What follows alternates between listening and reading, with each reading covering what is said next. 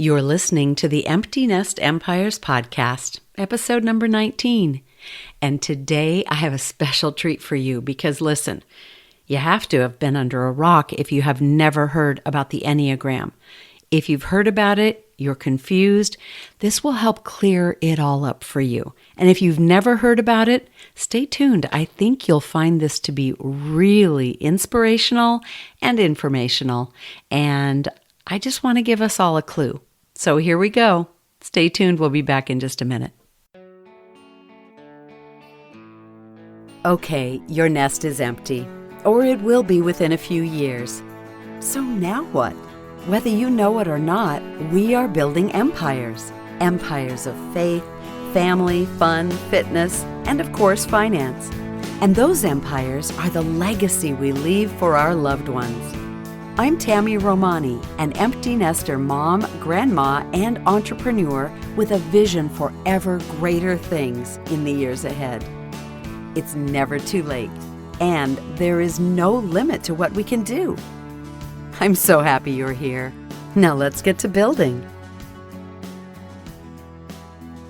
I'm bringing a special guest to you today, and actually you heard from her a few weeks ago on episode number 13 when we talked about setting yourself up for a good year by reviewing your past year, setting goals, and so on. And what you didn't know is when I originally interviewed her last year for the Voicing Your Brand podcast, we kept the audio recording going and we dived deep into what is the Enneagram and are personality tests helpful? Well, her current favorite is the Enneagram, and so we are going to talk about that in depth, and we're going to talk about how it really is a gift to help you remember that everyone is wired differently, and it helps you to understand each person in your life and just the way that they go about life. It also helps you understand yourself better. And, you know, when we know better, we do better. Just this past Christmas, my daughter gave me a book called The Road Back to You, an Enneagram Journey to Self-Discovery. And Tammy will reference this book in our discussion. I'm telling you, it messed me up, and it messed me up in a good and a bad way. Truly, I felt heard, I felt seen, I felt like, oh wow, I'm not the only one. And I think this is a subject that we are going to dive in more to at later dates. But right now, I just want to give you an introduction to this, a really good explanation. And to do that, I'm going to bring back my friend Tammy Helfrich, and we're going to continue our interview that aired, like I said, several weeks ago, and turn a corner and talk about personality tests, but specifically the Enneagram and how you can use it to be more successful in life, in business, in everything, leadership, you name it.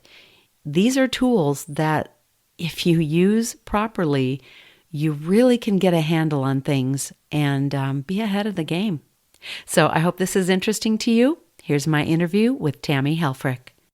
So let's turn a corner now and talk about personality tests. Okay. I know you are a big proponent of these and an expert in some areas of these. Oh, gosh. And I have done the Strengths Finder test, I believe. I did it for a job that I had at one time. That was super interesting. Yep. And I think that I also did the Myers-Briggs, but maybe I don't know if it was the official one. It might have been an abbreviated one. And now I hear about the Enneagram. Yes. And I haven't taken it yet.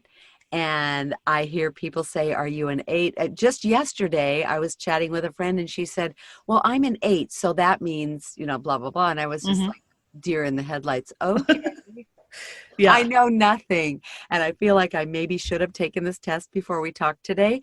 But No, that's okay. This is good because maybe half of our audience has no idea what this is or how it can be helpful. So can you just walk us through your favorite personality test for right now that you ask people to take that is most helpful for them really learning about themselves and setting their intention for moving forward in life and not being stagnant. Yes. So Tammy's talking about the Enneagram, which is gaining a lot of popularity, and everybody seems to be talking about it right now. But it's actually a very ancient personality typing system. It's been around forever, and it's gaining popularity because it's different than other personality tests that are out there. So I've done the same. I've taken the Strengths Finder. I've taken Myers-Briggs. I think I've taken every one possibly out of the disc, which they're all helpful. But I have found, so I first learned about the Enneagram about 8 years ago, which is crazy now to me.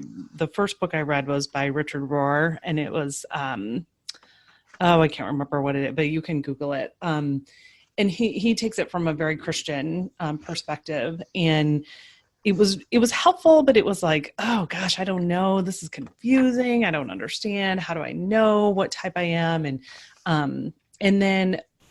so I've been studying it, and it keeps coming up because some circles I'm in, they've really gone pretty deep with it. And so I started learning more about it, and it is basically, it helps you see how you see the world. So a lot of personality types are just about like, these are the characteristics of what you do. And, these are your strengths, these are your weaknesses, but it doesn't really help you understand how to kind of internalize that. And then also how to work with others. And so Okay. the biggest gift that I've had from the Enneagram has been, first of all, understanding myself better and going, oh, okay, that's why I do things this way. Because it really looks at where you go in health and then where you also go in unhealth. So it helps you see, it's very eye-opening. And pretty much every person that has ever taken the test that I know has always rejected their number at first because they don't like you can immediately see the negative things that you do and they don't like it.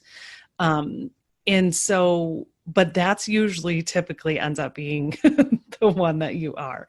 Okay.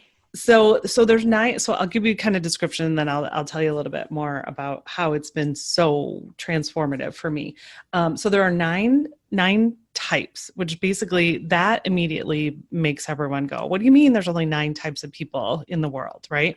But there are 9 primary types of, and again, it's how you see the world. And so the first one is a number 1. So they go by number. So 1 through 9. The 1 is typically it can be called the reformer or the perfectionist. And then the 2, I'm not going to go through it because you can go, I'll tell you some really great resources, but I'll just kind of list all the types. The 2, which I identify with, is called the helper. And then the 3 is the achiever. And actually, let me just give you like a couple words for each one. So 1, the performer or the reformer or the perfectionist is principled, purposeful, self-controlled perfectionist.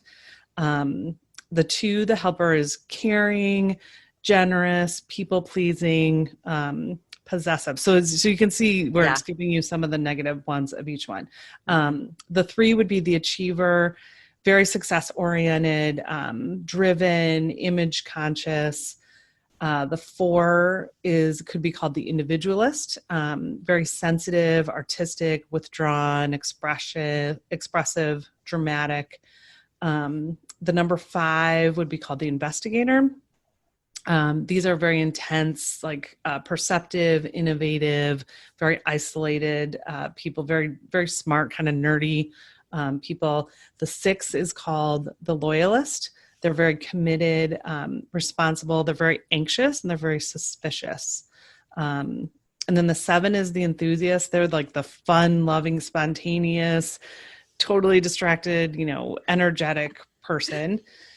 And then the 8 is the challenger, who's very powerful, domineering, self-confident, confrontational. And then the 9 would be the peacemaker. They're the easygoing, like receptive, agreeable, peacemaker, keep everybody happy type person. So those are the 9 types. And again, different people have different names for each one.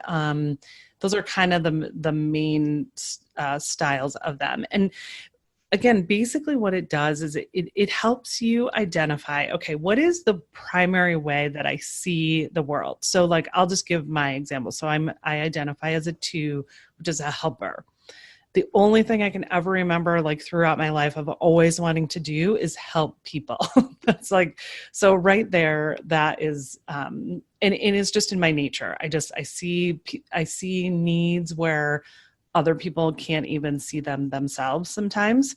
And so this is, like the good traits of the 2 would be, that you do that. You want to help people. You're very, very easygoing, like it's just in your nature to serve, right?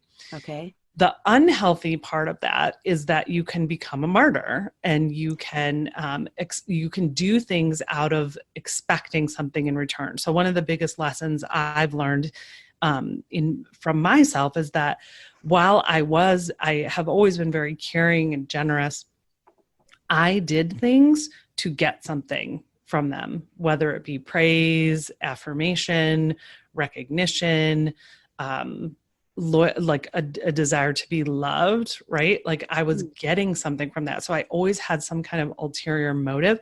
Now, this wasn't conscious. I wasn't aware of this at all, but I can see those patterns of how that can become very unhealthy. So like, I'm the type of person where I can give and give and give and give. And then I get really mad because nobody's reciprocating in the same way that I'm giving. And then I get irritated about it, right? Sure. And that's not a healthy pattern to have. So it's helped me understand myself much, much better, and allow myself to get to a point where one of the questions that 2s ask themselves, a healthy 2 should ask themselves is this mine to fix? Is this mine? Like if someone comes to you, like your friend who came to you with that problem and immediately took on someone else. 2s also are very big at taking on other people's problems and wanting out of a want to help and to serve, but not always from a genuine place, right? And so sometimes they're not our problems to serve. So I can look back at times on my life where I can see like I overstepped bounds and like stepped in to help when the person wasn't ready for help, or they didn't really need my help. Maybe it was better that they figured it out on their own. Right. Right. So it's been so incredibly helpful for me to just see, like, first of all, the gifts that I have from seeing the world this way are really important. And so to be able to do those in as healthy of a way as possible is really, really great. To be able to see where I tend to go when I'm in unhealth is also super important for me, because then I can recognize the patterns. Again, this goes back to kind of what we're talking about with looking at your year. When you can start to understand yourself better and look at your patterns and go, okay, wow. Like that's why for me, self-care has been a huge thing, because I am a helper and I am a giver and I give a lot to other people, that I was always leaving my tank empty. And when your tank is empty, then you know what you're giving, like you're giving out fumes, and it's not helpful to other people. So self-care and taking care of myself and recharging has been a really, really important part of understanding myself better.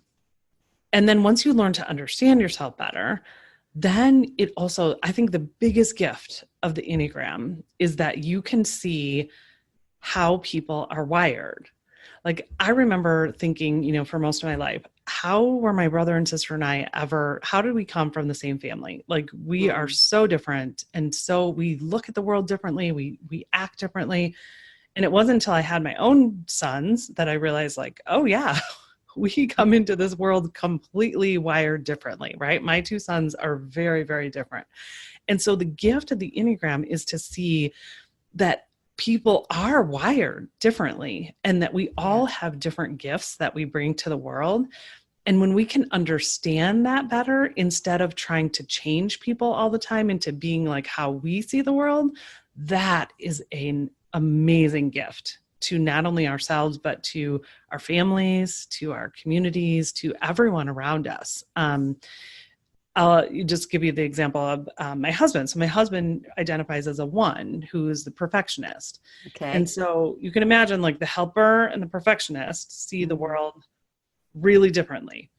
And one of the biggest things that used to just drive me crazy, we've been married for 21 years now, but like one of the things that always drove me crazy was the boys and I would be at home and we would be kind of in our mode and doing our thing. And then he would walk in the door and immediately just see everything that was wrong in the room. Like, why is the window open? Why is the door? Who tracked the mud in the house? Who did the, like that was his instant go-to. And I would be like, wow, what are you doing? Like, we were fine. I don't care about the mud on the floor. Right. So it was always a thing of contention with us. Now I understand that's simply what he sees. He sees things that need to be fixed in the world. That's why he's a VP of operations. Like, he can see all the things of a company and where things, need to work. That's his gift. Now, has he also learned how to adjust that so that he can, not come off, because it can come off as being very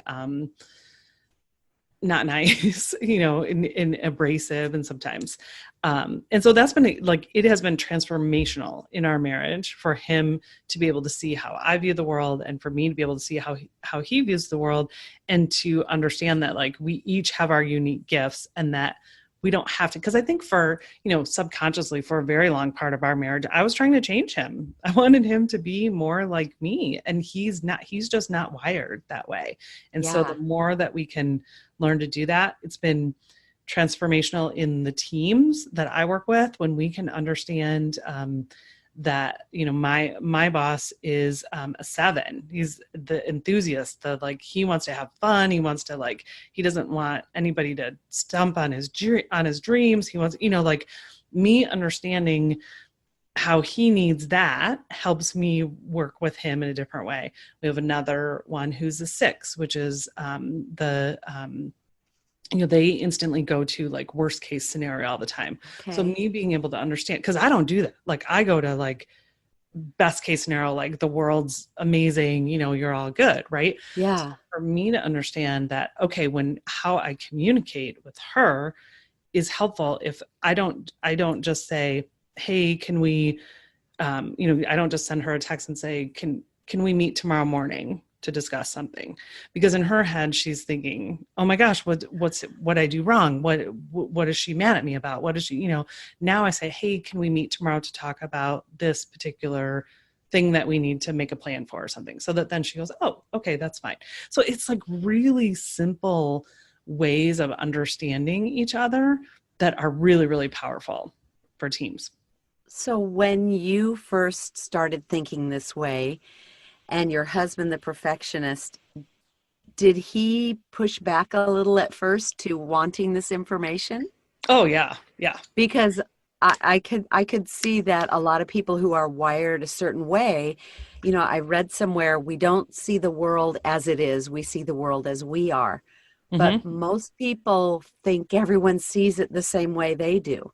Yes. There's not a lot of awareness out there. No. That it's, but that's not how I see things. And so that's a hard message to get across, especially to someone in your same household. So talking to people, you say it has been amazing to your marriage. Mm-hmm. Let's go there with how did you have to talk him into this?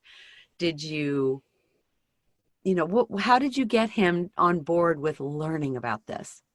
So that's interesting because again, I have known about this for such a long time and I've kind of studied it. And it wasn't until probably the last couple of years that he started to take a little bit of an interest in it.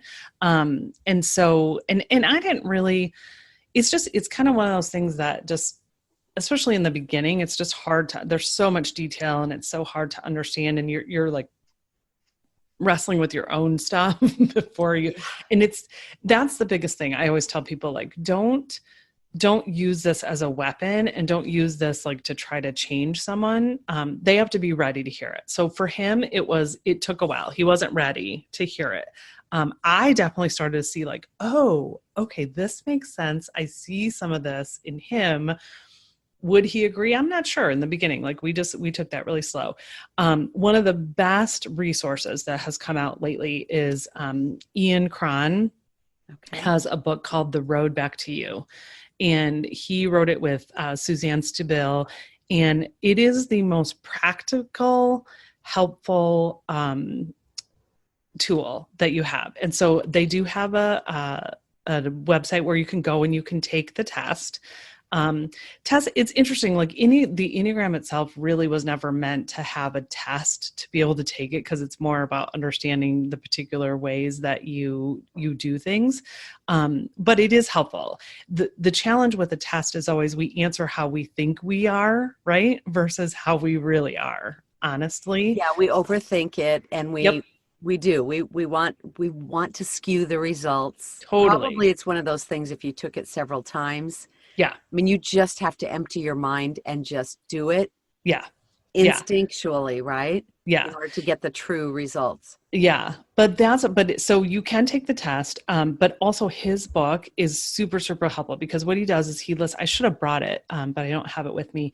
He lists the characteristics of each number, and he lists them when you are healthy and when you're unhealthy. So the more you can kind of sit with, pretty quickly, most people go, oh, okay. Yeah. Like, cause when someone articulates what you do and you don't really realize that's what you're doing, a light bulb kind of goes off. Yes. Oh yeah, that's me. I naturally tend to do this. So for my husband, that book was super helpful, because it validated, like, there's nothing wrong with him. Like, because, a lot of times with each of our numbers, some of the things that we do, people have told us that means something's wrong with us, right? Why don't you do this, right? Why do you always have to, get into people's business? Why, like, that was a big thing with my husband, because he's like, can totally close that off. Like, why are you so worried about what other people are doing, and why do you feel like you have to help everyone? Like, why can't you just do your own thing? Yeah. So that book has been, I recommend that book to anyone. There's lots of Enneagram stuff out there. There's lots of like spiritual Enneagram stuff out there. Richard Rohr's was the first one I booked, but Ian's book is like the most helpful thing, because it really helps you just sit with it. He describes each type in really helpful detail of like, this is where you tend to go, or this, this is some of the things that come up for you. And then going back to like the way that he describes it, which I think is so helpful, is like, okay, yeah, there are 9 particular types that most people will fall into one. We all have characteristics of each one. It's just good. where I'm glad you said that, because yeah, I was a little confused there, because I could see myself in about 4 mm-hmm. or 5 of those areas. And I thought, am I more complicated than I think? Oh my gosh. Yeah, no, in the beginning, for sure. I definitely saw, I thought, well, because the way that the 2 was described when I first read about it, I was like, that doesn't feel like me. So I have definitely a lot of 3 characteristics. And I also, because in unhealth, I go to an 8, which is like the challenger, the like confronter, type. Well, I do that when I'm unhealthy, not always when I'm healthy. So yeah, we all have different types, but it also, a really great way to think about it is, if they were colors. So say they were 9 colors, mm-hmm. There's a million shades of each color, right? That's good. And so everybody has different, and so Ian also has a podcast called Typology, where he interviews people with different numbers. And that is incredibly helpful, because you pick up things of like, oh yeah, I don't necessarily do it exactly the way that this, that the book says I should, or, that the typing says it should, but I see that in, listening to this other person. So again, it's not about changing yourself. It's not about changing other people. It's really about understanding yourself better, and then being able to understand people better. And I think the more we can understand people better and learn how to work together, and like, oh my gosh, I just think if everybody could understand their Enneagram number and like what their gifts are and where they go in unhealth and learn to be healthier as people, it would change everything in the Mhm. world. Well, I like this because it actually seems a little less complicated than the Myers-Briggs, where you've got Mhm. all these letters coming together. Are you an Yep. INFP, an ENTJ, and all of that? And then you've got to look up what each letter means and Right. combine it all for yourself. And I know a lot of business people who have prospective employees take the Myers-Briggs. Hmm. It Yeah. seems like that might be a good idea here and maybe even will simplify.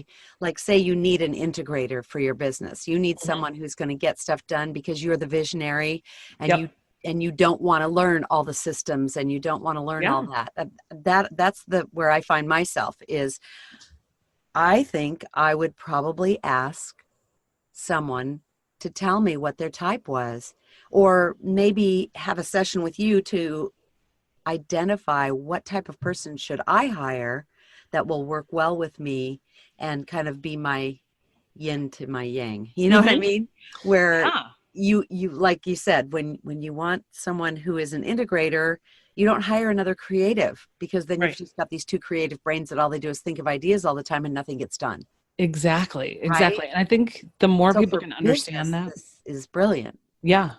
Yeah. And it's also, having to, I think the difference is like it's not about putting people in some kind of box, or, that they only do that. It's just it's understanding again what gifts they bring to the world and how do you support them in that too. And yeah, it's just been I've seen it be so transformational for people. Like we just did a workshop at our church, and I was talking to someone afterwards, and she's like, oh my gosh, like this helps me understand my boss so much better. Like instead of just getting frustrated and irritated that he's constantly doing this particular thing, now I see like, oh, because that's how he sees the world. And so then how do I learn to work within that better and stop taking it so personally? Like that's the problem, right? We take everything personally, like Oh, it's an yes. attack on us. And again, not as in like the Enneagram's not an excuse to treat people poorly or to just be like, well, that's just the way I am, right? That's not helpful. But to No. be able to understand that we do all see the world differently, and that's the beauty of how we do get things done. If we were all exactly the same, we wouldn't get things done, because like you No, we said, would. like the creatives would be doing, like I came onto a team of creatives that didn't have like somebody who could execute stuff and get stuff done. They just wanted to like, yeah, talk about it all the time or go jump to this next new idea. We just want to brainstorm all the new ideas and have someone else implement them. Totally. Or That's analyze it how to I death. am. Like you've got Yes, the yes. analyzers who then are like, no, well, we can't do this because it's too risky. And we get, like, The su- overthinkers. yeah, yeah. Yeah, So yeah. it has been so fascinating. And I also tell people like, it takes time. It really does. It's not something that you're going to like, you may get one thing or a nugget where you're like, oh, wow. Okay. That makes sense.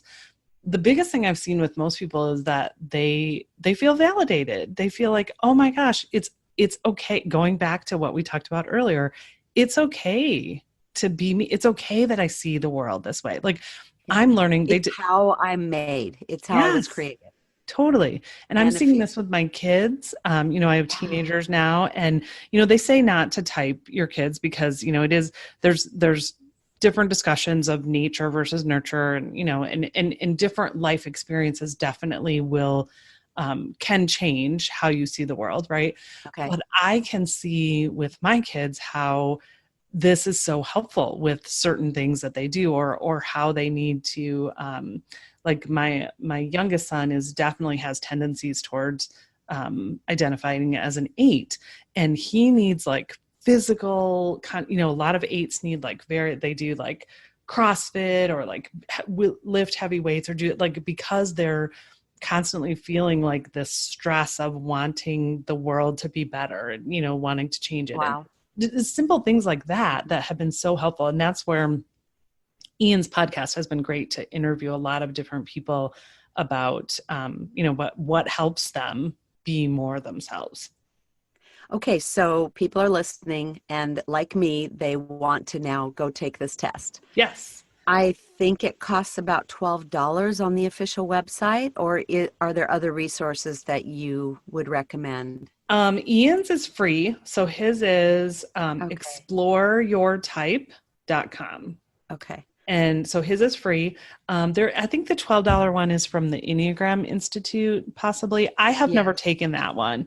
Okay. I would rather um, do the Explore Your Type test and then buy Ian's book, which is probably, I don't know, $15 or something, and Mhm. because then you can see all of the different types, because again, it's helpful. You can study and learn about yourself, but then you can pretty instantly see some of the closest people in your life to then learn that's what I did before I even brought it to my husband. I just was reading about him, like, okay, what are the things that he is, that's important to him that will help me understand him better too. So Yeah, this is good. This yeah. is good. So let's kind of tie a bow on this with how do you use this new information? So we've done our year-end review. We've looked at our failures, what we think are failures. I would like to say they are just learning situations because we learn from Experiments. everything, Yep. experiment. And we've set our intentions for the year. Maybe we've picked a word. How do we then ingrain this in our mind and create the best possible outcome for our year? That's a good question. I think that's what we're all trying to figure out, right? What Yeah. works for us. I think the biggest thing that I am learning to do is just to be really, really gracious with myself and to not beat myself up for looking at last year or things that didn't happen, and then making a decision. So the biggest thing that I think is super helpful is as you've looked at this and as you have analyzed it, truly decide what you want. Maybe it's just simply this year deciding how you want to feel. Maybe it's really getting honest about, okay, this is what I want to do on a, like if it's getting healthy or if it's building your Yes. business, I'm this is always a struggle for me, but I know a lot of people really talk about like focusing on one thing, one Yeah. area of your Uh-huh. life. I'm also really liking the 90-day challenges or intention setting to break it down, like being able to look at your big goal of whatever it is for the year and then saying, okay, let's get really strict, or strict maybe is not the best word, but like let's get really intentional about these next 90 days and let's really focus and see what happens. I think there's a lot of power of, I was just thinking and just writing some stuff before we got on this thing about really keeping this in front of me. So same thing as we talked about with the journals. I want to keep the things that I want in my life in front of me. So whether that's in my planner or whether if it's you write intentions on a little card that you keep with you, whatever works for you. Some Mhm. people put it as like screens on their phone, Mhm. keep it in front of you, and then to analyze on it. That's why I like the 90 days to Yeah. 30 days is like kind of short, so but 90 days is a great time to look and evaluate and say, okay, is this really helping?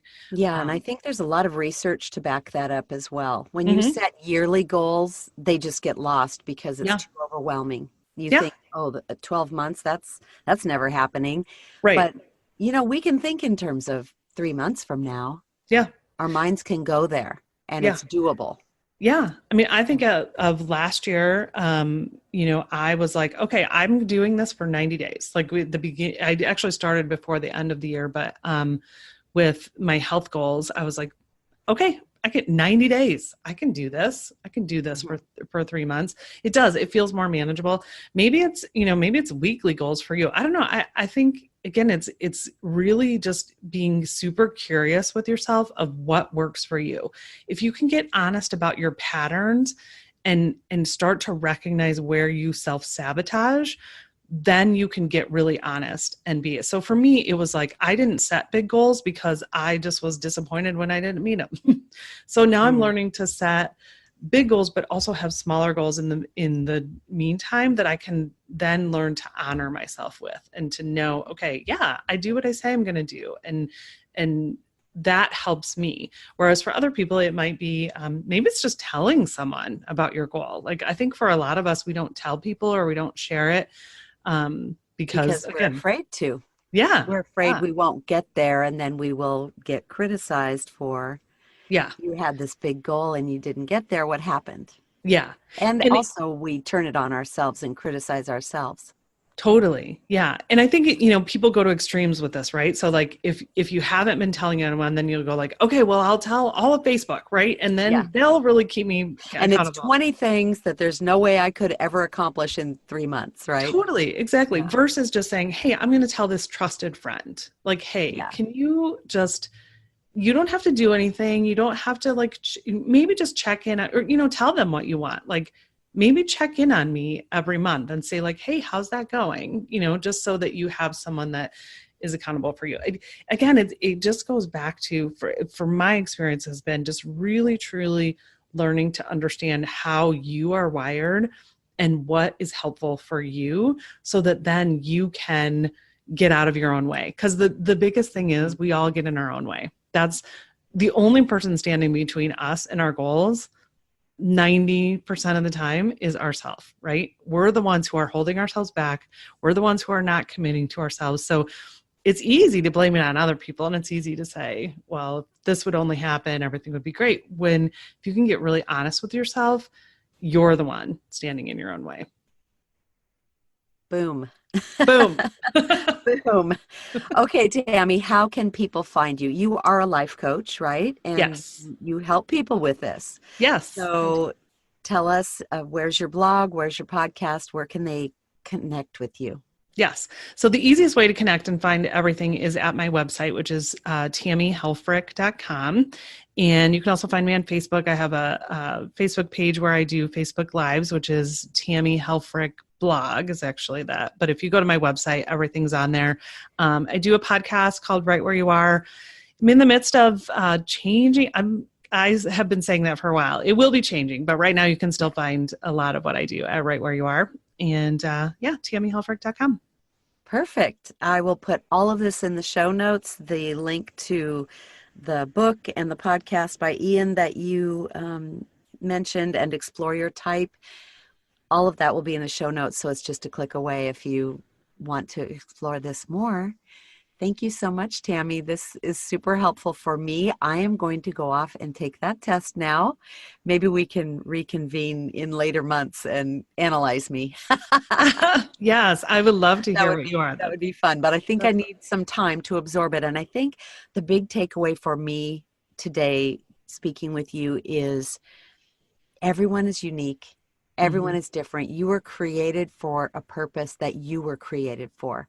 Yeah. Stop trying to be who you're not, Mm. right? Yes. Be yourself, give yourself grace, and give yourself time. Yes. Do not try and fix everything you think that's wrong with yourself all in 1 month. Absolutely. Give Absolutely. yourself time, give yourself grace, and just keep moving forward. Take the next best step for yourself. Yep. That's what I got from you today. Yeah. So thank you for that. Definitely. Thank you so much. This has been an honor. We could talk for hours. I think we could. Thank you, Tammy. Thank you. Okay, what do you think? Was this helpful for you? Like I said, I'm still diving into this and learning about it. And this whole thing about learning about personality types and so on, it really is a journey. I will tell you that I have discovered from reading the book that I'm a 9. I'm a classic 9. And that means peacekeeper, but it also means someone who has given away her power a lot in order to keep the peace, and kind of faded into the background in order to keep the peace. And when I discovered that about myself, I had to say, ouch. It was not pleasant. But now that I'm aware, it is so helpful for me in my everyday life to know and realize exactly where I am compromising on myself. So I'm excited for the future because now I know my personality type, or I guess I would say, they say we all are all of the personality types. We all have tendencies, but we maybe lead with one over the other. And that's super helpful to me because I do see myself in all of the personality types, and that's a great thing. So I hope this was helpful to you. I hope you'll reach out to Tammy at tammyhelfrich.com. Now, she mentioned at the end that she was rebranding and reissuing her podcast. Her podcast now is called Intentional Life with Tammy Helfrich. So I think that you will really like her podcast because she dives into, one topic at a time: emotions, responsibility, how to do a year-end review, how to have commitment, how to have power, take back your personal power. And all of it is so good. So like I said, Tammy's a life coach. She's amazing. I hope you'll reach out to her and let her know that you heard this podcast today. And I'm sure that if you have more questions, she can help you with all of that. I will definitely invite her back on this podcast because she is just such an amazing resource. She's an amazing friend and just an amazing woman that I love to call my friend. So thank you so much for being with us today. Thank you for sharing this time. Would you let me know if this has been helpful for you? I would love to know what you think. Reach out to me on social media. I'm Tammy Romani on every single platform, and I cannot wait to hear from you. I'll talk to you again next time. Bye-bye.